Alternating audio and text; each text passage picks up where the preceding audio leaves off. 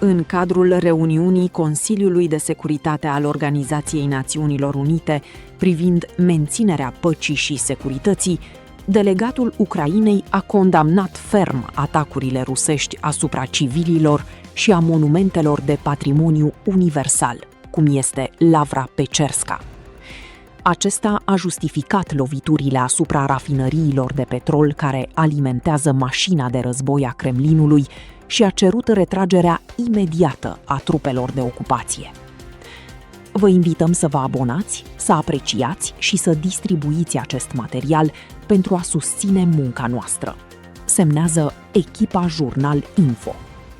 Madam President, distinguished members of the Security Council, let me foremost thank the Colombian presidency for convening this meeting and express my gratitude to the delegation of Denmark, France, Greece, Latvia and the United Kingdom for supporting Ukrainians' request. I'm also grateful to the distinguished briefers, ASG Khaled Kiari and OCHA Director Adam Vosornu for their briefings and evidence of new war crimes committed by Russia against Ukraine and our civilian population, as well as against UNESCO World Heritage Sites. ASG Kiari has also mentioned that there were alleged casualties among the Russian population, and I must stress that all these data were not verified, thus reportedly is the crucial word in the briefing on this matter.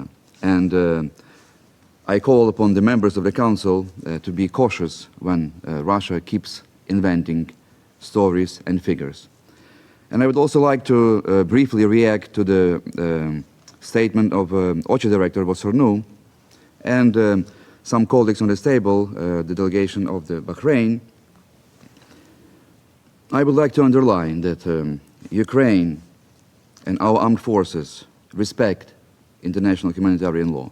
It is a Bible for us. And our troops never, ever attack civilians. We upheld the principle of distinction between the civilian and military objects. And since Russian oil refineries were mentioned today, I would like to say that an oil refinery that produces fuel for Russian tanks, Russian combat aircraft, and missile carriers is not a civilian object in the sense that Russian delegations and some colleagues are trying to impose.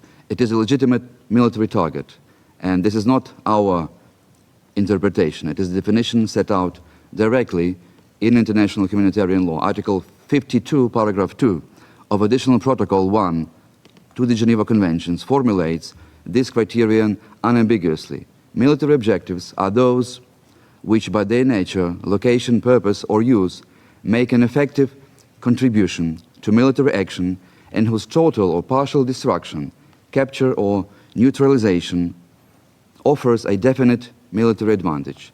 So this definition has two elements: the contribution to military action and the military advantage from the strike. Russia's oil refineries satisfy these both criteria.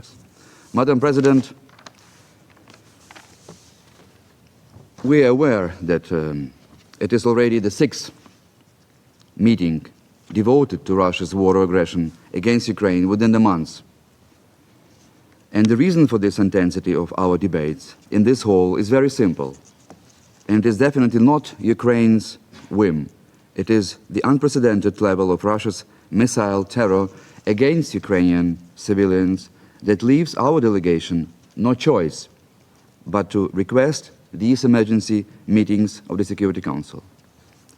Yet every time we think that Russia has reached the very bottom of its brutality and can sink no lower in its cruelty, Mr. Putin shocks the world again and again by unveiling a new dimension of barbarity against Ukrainian civilians and against our cultural heritage.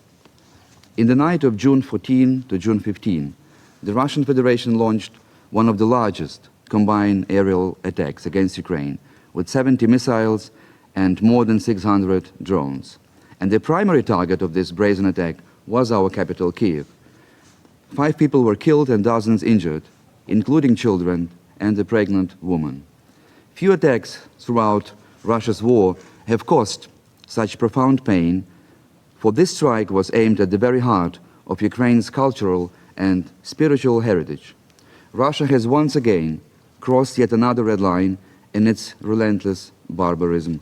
Russian armed forces deliberately targeted and damaged the Kiev Pecerska Lavra, an Orthodox monastery erected in the middle of the 11th century, a UNESCO World Heritage Site since 1990.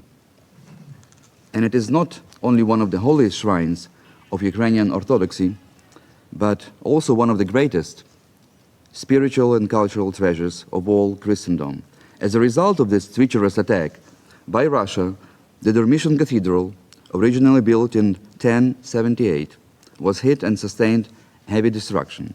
Moreover, Russian forces intentionally destroyed another sacred cultural landmark, the Dovjenko film studio, founded in 1926, our Ukrainian Hollywood and a symbol of a century of Ukraine's cinematic heritage. This cynical strike resulted in the loss of Ukraine's largest and oldest film costume collection. This latest Russian attack also damaged Ukraine's National Palace of Arts and the National Cultural Art Museum Mistetsky Arsenal, as well as the Kiev National Karpenko-Kary Theater. In Kharkiv, Russia's attack resulted in the killing of 5 and then emergency responders, and one of them died and the 6 in the hospital, in a so-called double tap strike while they were extinguishing fires caused by a previous strike. Many other rescuers were injured. Civilian infrastructure, including cultural institutions like the Kharkiv Art Museum, was severely damaged. In Dnipro, Russian strikes damaged civilian infrastructure, including cultural facilities like the Hall of Organ and Chamber Music, while casualties and destruction were also reported. Other affected regions included Sumy, Zaporizhia, and Kiev, where residential buildings and infrastructure were devastated. Next day, on June 16, Russia launched attacks involving more than 130 drones against multiple regions in Ukraine. At least 3 civilians were killed and dozens were injured. Next day, June 17, Russia continued its wave of brutal attacks, using more than 100 drones. Civilians were killed and dozens wounded in Sumy, Kharkiv, and Zaporizhia regions of Ukraine. On June 18, Russia carried out another large-scale aerial assault against Ukraine, deploying more than 200 attack drones and 7 ballistic missiles. The attacks targeted Kiev, Dnipro, Poltava, and other regions, killing and injuring civilians and causing further damage to civilian infrastructure. Last Friday and during the weekend, Russia attacked Ukraine with almost 100 drones each single day. In every case, these drones were intentionally directed not at military objectives, but at innocent civilians across Ukraine. On June 20, Russia killed 5 persons in Zaporizhia with a glide bomb. 13 more were injured. This night, 3 civilian merchant vessels en route to Ukrainian ports were struck by Russian drones. This attack caused a fire aboard a vessel flying a flag of Panama, resulting in the death of a crew member, an Egyptian national. Russian forces also attacked vessels flying the flags of Palau and Belize. Such strikes represent a direct threat to the freedom of navigation in the Black Sea and require a resolute response from the Security Council. Madam President, all these systematic and deliberate attacks against Ukraine and our civilian population constitute blatant and grave violations of international humanitarian law. These actions amount to war crimes and crimes against humanity and must be condemned in the strongest possible terms and finally met with a decisive response from the UN Security Council. Madam President, allow me to highlight in a few brief points the truly global significance of this most recent large-scale attack on the Kiev Pecerska Lavra, an outrageous assault that reaches far beyond Ukraine. This monastery is one of the holiest sites of Christianity. During its 1,000-year history, the Kiev Pecerska Lavra has survived foreign invasions and wars. The Lavra was in the middle of the Mongol Tatar hordes that sacked Kiev under the command of Khan Batu in the 13th century. It has survived. It has survived the occupation of Nazi Germany during the Second World War. It has even survived Stalin's religious persecution. And now, in the 21st century, Russia, an impostor permanent member state of this council, struck at the very heart of this irreplaceable treasure of humankind, deliberately targeting the Dormition Cathedral, the principal church of the monastery complex, with a drone. As a result of this treacherous attack by Russia, the cathedral, inscribed on the UNESCO World Heritage List, sustained significant damage, while the upper part of the Dormition Cathedral suffered the greatest impact from the fire. The threat also extended to the lower sections of the church, putting its historic murals, frescoes, and iconostasis at risk. It is not only one of the holiest shrines of Ukrainian Orthodoxy, but also one of the greatest cultural treasures of the whole Christian world. Madam President, today, on June 22, as we commemorate the 85th sad anniversary of Nazi Germany's invasion of the Soviet Union, we once again heard from the Russian representative a familiar mix of distortions, myths, and outright lies about the Second World War. But the irony is striking. It was during the retreat of the Red Army from Kiev in 1941 that the Dormition Cathedral was blown up on orders from the Soviet leadership in Moscow. The blame was then conveniently placed on the Nazi German occupation authorities, and this was the official Soviet narrative that generations of us, me including, were taught in Soviet schools. And today, 85 years later, we are once again hearing new falsehoods and new twisted narratives from Russia about the memory of the Second World War. Today, Russia presents itself as a principal victim of Nazi aggression against the USSR. Yet only a tiny portion of Russia's territory, less than 5%, experienced brutal occupation by the Third Reich. Ukraine, by contrast, became the main battlefield of the war. The whole of Ukraine was engulfed by the fighting, fully devastated, first by the Nazi invasion and then by the brutal battles that accompanied the liberation of our soil from foreign occupation. The Ukrainian people paid an immense and horrific price.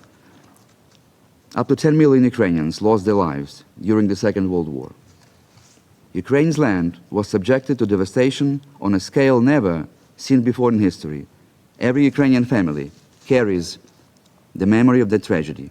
And that is why neither Russia nor anyone else has the right to monopolize the memory of the war, to appropriate the suffering of its victims, or to weaponize, as we see today in this hall, history for political purposes of Moscow. Madam President, this reprehensive Russian strike against the Dormition Cathedral was not only a stab in the back of Ukrainians, it was a slap in the face of the entire civilized world. Just imagine if Westminster Abbey in the United Kingdom had been deliberately struck by a drone. Imagine if Notre Dame de Paris had been targeted in an act of precision destruction. Imagine if St. Patrick's Cathedral in New York, America's parish church, had been scared. Imagine if the Temple of Heaven in Beijing, one of the most sacred places, not only for the Chinese people, but for all humanity, had been hit in the same way. Imagine if the Roskilde Cathedral in Denmark, the Riga Cathedral in Latvia, or the Parthenon and Meteora monasteries in Greece had been damaged this way. Imagine if the Badshani Mosque in Lahore, in Pakistan, one of the greatest monuments of Islamic civilization, had been attacked. Imagine if the Basilica of Santa Maria d'Antigua in Panama, if the Basilica of Our Lady of the Rosary of Chiquinquirá in Colombia, the Cathedral Notre Dame du Congo in Kinshasa, the Sacred Heart Cathedral in Monrovia, or the Fakhr ad-Din Mosque in Mogadishu, in Somalia, had been reduced to ruins this way. Madam President, by authorizing this deliberate drone attack of the Pecerska Lavra, Mr. Putin has secured his place among the darkest figures of modern history. His name will forever be associated not only with the destruction of cities and the killing of civilians, but also with the targeting of humanity's cultural heritage.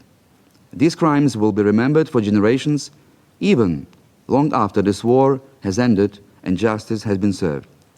Driven by these imperial delusions, Mr. Putin has long sought to appropriate the historic legacy of Kievan Rus, one of the most powerful medieval states in Europe, centered in Kiev, as well as such sacred landmarks as the Dormition Cathedral, in an attempt to anchor Russia's statehood and spiritual identity in Kiev's history.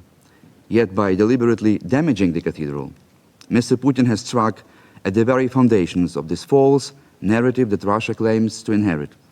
He has driven a nail into the coffin of his own historic myth, the illusion of any legitimate connection to the spiritual heart of Ukraine's Orthodoxy. Madam President, during this fateful night of June 15, Russia, as I already mentioned, intentionally damaged another iconic cultural landmark, the Dovjenko film studio, founded in 1926.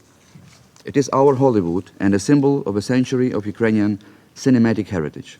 The Dovjenko film studio, established during the same golden age of filmmaking in the 1920s as the major film studios like Warner Brothers or Walt Disney Company or Metro-Goldwyn-Mayer, is one of the oldest film studios on the European continent. For nearly 100 years, it has served as a cornerstone of Ukraine's cultural life, producing more than 1,000 films, many of which received international acclaim, won prestigious awards, and became enduring classics of world cinema. This brazen Russian missile strike resulted in the destruction of Ukraine's largest and oldest film costume collection, representing an irreplaceable part of the nation's cultural memory. This goes far beyond physical damage. It is an attack on Ukraine's identity, artistic heritage, and the legacy of generations of filmmakers whose work has enriched global culture. Madam President, imagine the world's reaction if a ballistic missile strike were to destroy the historic collections of Pathé Film in France, Nordics Film in Denmark, Universal Pictures in the US, Ealing Studios in the UK, Riga Film Studio in Latvia, or Finos Film in Greece. Imagine if a century of cinematic heritage, preserved through wars, political upheavals, and generations of artists, were suddenly reduced to ashes. The outrage would be immediate. Governments would condemn it, yet this is precisely what Russia has done in Ukraine. The Russian missile just struck the Dovjenko film studio, and it did not simply destroy a unique collection. It obliterated irreplaceable artifacts that embodied 100 years of Ukrainian cinema and national identity. Imagine if in a single moment, the costumes and artifacts of global cinema, from Star Wars and Indiana Jones to iconic legacy of James Bond, were destroyed in a deliberate strike. From cinematic traditions of China, Changchun and Shanghai film studios, and famous Pakistan's Lahore studios, to Colombia's vibrant audiovisual industry and the film heritage of Liberia, the world's cultural treasures are not confined to Hollywood and Europe. Imagine if, in the blink of an eye, the costumes worn by Chinese cinema icon Zhang Ziyi or by Pakistan's Lollywood star Shan Shahid were irreversibly destroyed as a result of a deliberate strike. Buildings can be restored and infrastructure can be rebuilt, by cultural artifacts are different. Once destroyed, they are gone forever. They are lost for humanity for all time. And that is exactly what happened in Kiev on June 15. As the Dovjenko film studio was reduced to ashes, Russia must be punished for this act of barbarism. Madam President, before I conclude, I cannot help but turn the attention of the Council to the recent report of the Secretary General on children and armed conflict. Russia has been blacklisted for 4 consecutive years as a UN member state whose armed forces systematically commit war crimes against Ukrainian children, including killing, maiming, and the destruction of schools and hospitals. Since 2023, the number of children killed and maimed by Russian forces has increased by 78%. Attacks on schools and hospitals attributed to the Russian army have nearly doubled. incidents of denial of humanitarian access have increased by more than 800%. The Russian armed forces have secured a place on the Secretary General's list of shame for grave violations against children in armed conflict, alongside terrorist organizations such as ISIS, Daesh, Al-Qaeda, the Taliban and Hamas, entities widely recognized among the most barbaric in human history. So Russia belongs to the exclusive club of murderers of children and perpetrators of conflict-related sexual violence. May I ask you, distinguished members of the Council, whether you feel comfortable sitting at the same table with a member state whose armed forces are responsible for verified, widespread and systematic war crimes against children, as well as crimes of sexual violence? I do not. It makes me shudder with disgust. Russian military and security personnel shall be banned from UN peacekeeping operations. Madam President, over the past months, Ukraine has fundamentally changed the dynamics of Russia's war. Even Russian military bloggers are openly admitting that Moscow cannot win it. The boomerang of war unleashed by Mr. Putin has returned to Russian territory, and for the first time, Russians are feeling the dark breath of this war. Almost 40% of Russia's oil refineries have been damaged and no longer support its military campaign. Recent days have shown that even the air defense shield built around Moscow, reinforced by all the systems pulled from across Russia, is failing to protect its military targets. And that is just the beginning. Over the past 15 months, Ukraine has repeatedly called on the Security Council to adopt a resolution for a full and unconditional ceasefire. Unfortunately, Ukraine's outstretched hand has remained hanging in the air. Ukraine stands ready to engage in direct negotiations with Russia to secure a just and lasting peace in accordance with the UN Charter. But our patience is not endless. If the Security Council would further choose a wait-and-see approach, I cannot exclude that Ukraine may recalibrate and modify its offer. Ceasefire along the de facto front line is already a great compromise. So addressing the Russian representative, I can give you one advice. You will never be able to hold the occupied lands. Never. So get out of Ukraine as quickly as possible before it is too late, I think.